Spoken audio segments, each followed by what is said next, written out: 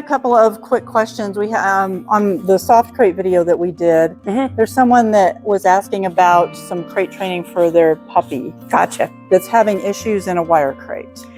So first thing that I would recommend doing is making sure that the dog's got a positive association with the crate. So maybe feeding the dog in the crate, giving the dog special chews that they only get inside the crate. I think those would be the best place to start. Taking a puppy, shoving it in the crate, slamming the door shut, locking them in, and leaving the room is not the way to introduce a dog to a dog crate. Well, my dogs love their crates. Mine do too. Their crates are open all the time. But if I tell them, like we just stuck Lucy in this crate, if I tell Lucy to get in a crate, she goes and gets in a crate, and they don't mind it. Right. When they first started, though, they kind of, they might whine and cry.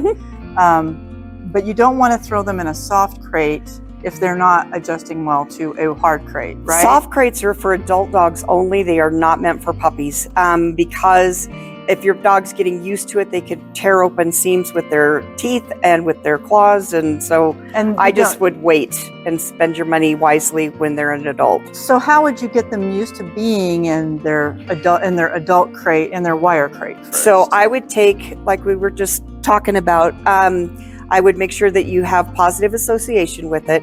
Then I would start tossing treats into the back of the crate. So toss a treat in, the dog goes in, gets the treat, they turn around, they come back out. And so I would just play a cookie toss game where the dog's going in and out of the crate. Right. Once the dog's freely entering and exiting the crate, then with the door open, I ask the dog to wait and stay in the crate.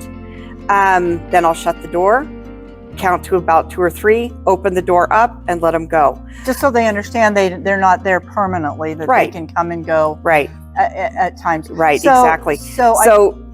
Oh, I'm sorry. I was going to say for an overnight. I think this person's having an issue with the dog overnight.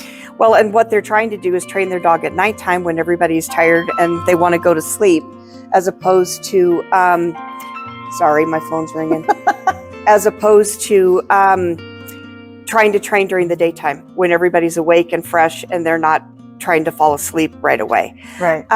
Just like when you put maybe a 4-year-old to bed at the end of the night, they don't want to go to bed. They want to drink a water. They want a book. They want to come talk to me, come sing me a song, come tell me a story. Something to chew on. So basically what it is the dog's wound up and doesn't want to unwind because they've been in that state all day long. They know that they're going, They're going to fuss. So if you tell the kid, no, you're not getting another story, you're not getting another, they might fuss a little bit, but they stay in their bed. And they will get over it. What about putting some lavender oil on their head? Oh, absolutely. Or in their crate. Some lavender oil might be a really great option to help calm the dog. And I would do that about 30 minutes to an hour before bedtime. You could put it on the back of their ears. You can put it on a cotton ball and put it underneath the crate, not in the crate with them. It's, I wouldn't want the dog to eat the cotton ball with the stuff on top of it. Especially if you're doing a puppy. Especially if you've got a puppy that you're going to be doing that. I'm going to grab Lucy, and then we can show how we can put lavender oil on her head.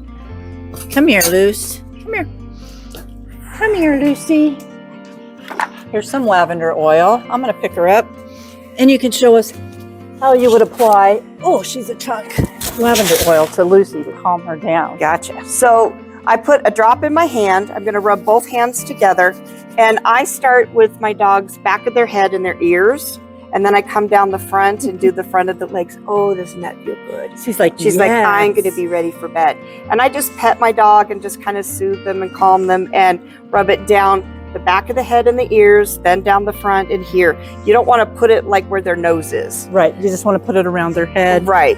And that will make crate training so much easier. It really will, because your dog's going to go in there already kind of like chill. Be prepared to allow your dog to cry a little bit. It is a normal process. And don't get panicked. And don't get panicked and don't get upset because your puppy's crying. Your puppy's crying because they lost free will. It's not because they're hurt, they're injured, or you're doing something that is causing trauma.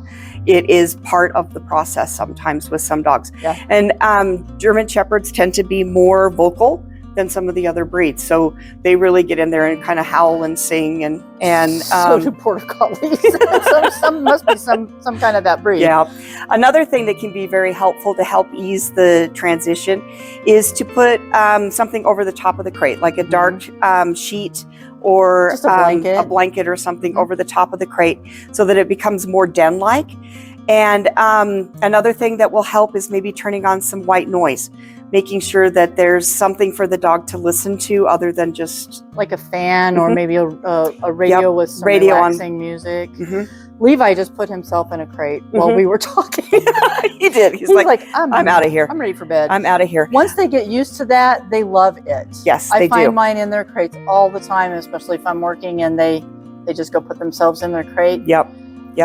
I start with the puppies that I raise, putting them in crates at about 7 weeks.